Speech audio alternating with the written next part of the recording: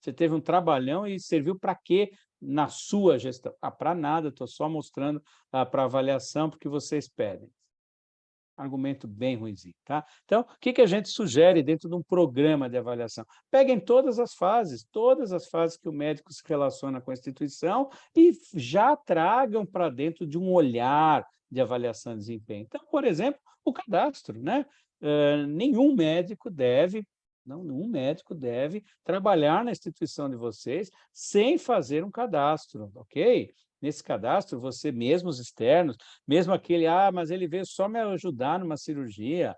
Aí você vai ver, ele não é médico, ele é filho do um parente dele lá, que é médico, está estudando medicina, enfim, não deveria estar ali, né? Está pondo em risco o paciente e a instituição. Então, todos os médicos devem ser cadastrados. Então, vai fazer a ficha de cadastro, vai ter a solicitação de documentos, carteira de vacinação, termo, né, de sigilo e confidencialidade, uso de mídia social, tudo isso está de acordo, foi preenchido, vai ganhar uma pontuação, vai ganhar, claro, que tem alguns itens que se não tiver, né, quer dizer, o colega não entregou o registro no conselho, ou está com o registro suspenso, esse cara não vai atuar, né? Então tem alguns que são impeditivos, mas lá pelas tantas ainda não trouxe, sei lá eu, a carteira de vacinação, alguns hospitais fazem aquele negócio do termo, né, de recusa, meio fraquinho, mas tudo bem, a gente faz vista grossa, aceita, mas não resolve o problema, evidente não, mas ok, está faltando lá algum documento, ele não tem pontuação total, ok? Assim como aqueles caras que não se atualizam, eles não progridem do ponto de vista técnico-acadêmico, não participa de evento, publicação, enfim, nada disso, eu posso perfeitamente transformar essas ações, né, em pontuação, em desenvolvimento e olhar dentro do meu programa de avaliação de desempenho, tá? Inclusive o engajamento com as comissões, participação das reuniões clínicas, tá?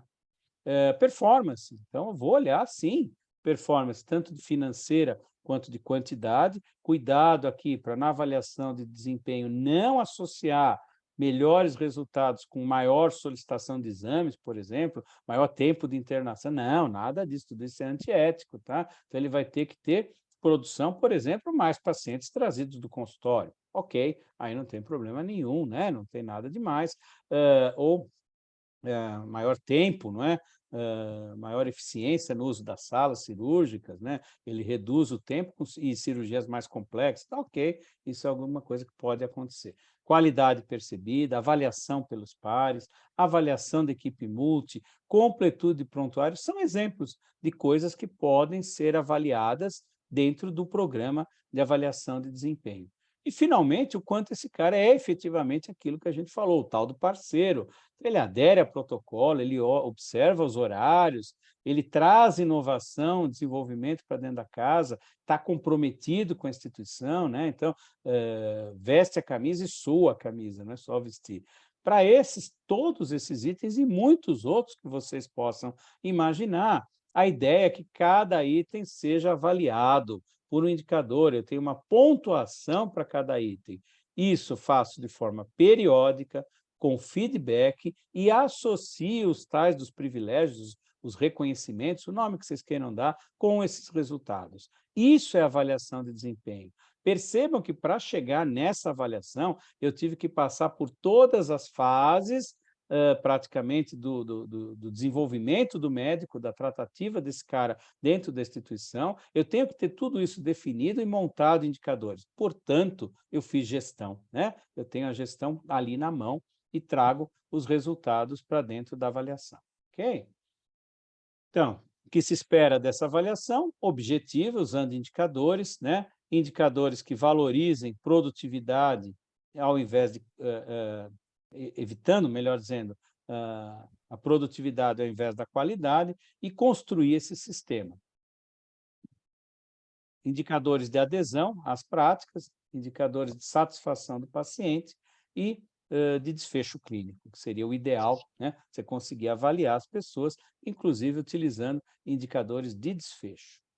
Aqui um exemplo de um hospital cliente nosso, então você vai ter aí um total de 100 pontos, divididos em vários indicadores, um hospital privado com fins lucrativos. Claro, vocês percebem que a maioria dos pesos, né, os pesos maiores, estão em itens relacionados à sustentabilidade, a ganhar dinheiro, né? Isso é o modelo de negócio trazido para o olhar, não é, de avaliação de desempenho, ok? Então, volume cirúrgico é importante, taxa de internação pelo consultório, ticket médio, assim por diante. Mesma coisa, aqui um outro cliente nosso, mas com um olhar muito mais de desenvolvimento acadêmico, ele quer que os médicos sejam, levem o nome do hospital, né, um hospital universitário, levem o nome do hospital para outros centros, né? Então, se ele participa de eventos, se é nacional, se é internacional, das comissões e até se passa a visita, né? Para os preceptores, passar a visita com os residentes. É obrigação, mas talvez para os médicos do corpo clínico externo isso não aconteça, não seja uma obrigação. Então, quando ele faz, isso é bem visto, isso é remunerado do ponto de vista de avaliação de desempenho pela instituição.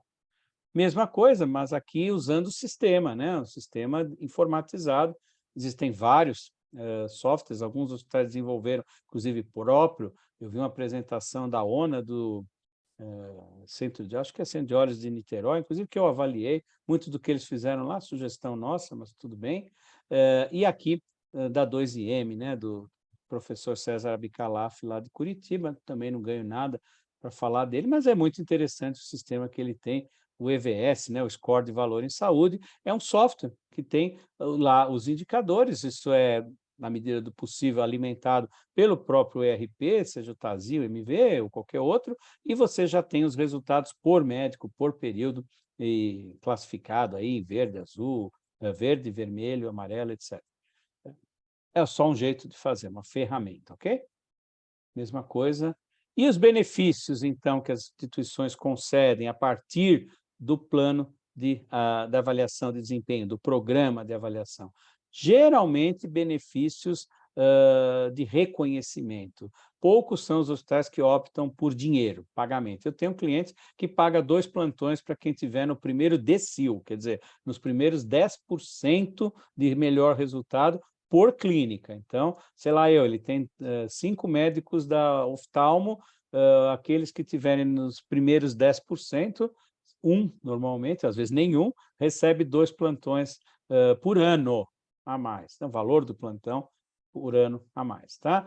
Mas a maioria dos hospitais não vai nesse caminho da grana, vai no caminho do reconhecimento. Aqui alguns exemplos, aqui em São Paulo, por exemplo, estacionamento grátis, ou ter, né, a opção de deixar o carro no estacionamento, é espetacular, porque a questão de vagas é bastante complicada, caro, né? A maioria dos hospitais tem um estacionamento muito caro, e alguns hospitais cobram dos médicos, outros não, outros apenas para aqueles que estão com determinada graduação dentro do programa de avaliação de desempenho.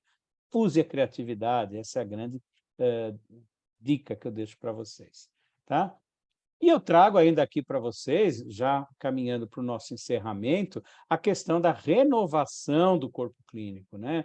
Então, começar a olhar, alguns dos testes têm um corpo clínico bastante antigo, a questão de carreiras que estão em declínio, como motivar essas pessoas para continuar dentro do hospital, mas já não à frente, sei lá eu, de uma agenda cirúrgica, de uma agenda de ambulatório, passando visita, enfim, se responsabilizando, porque a pessoa não tem pique e, às vezes, até já não... Pessoal, o que vocês têm feito no caso do absenteísmo, das faltas dos médicos? Quais as ações que o hospital toma, né? Com os clientes, com a operadora, com o próprio médico? No LinkedIn, muitos já fazem parte, nós temos um grupo também, mesma coisa, desenvolvendo a gestão em saúde, e convido a todos, já foi esse daqui, para o próximo curso que nós vamos fazer em abril, dia 18, vamos falar sobre protocolos, protocolo de prevenção, de tratamento, protocolos de relacionamento com o paciente, onde entra o temido, famigerado protocolo do disclosure, tá bom? Então, nós vamos falar sobre isso, 18 de abril, já marca aí na agenda, mesma coisa, das 7h30 às 9h30. E aqui os meus contatos, telefone da empresa, o nosso site, site não, nosso mídias sociais, né? Tanto do LinkedIn quanto do Face, ok? Fiquem à vontade para usá-los. Então, pessoal,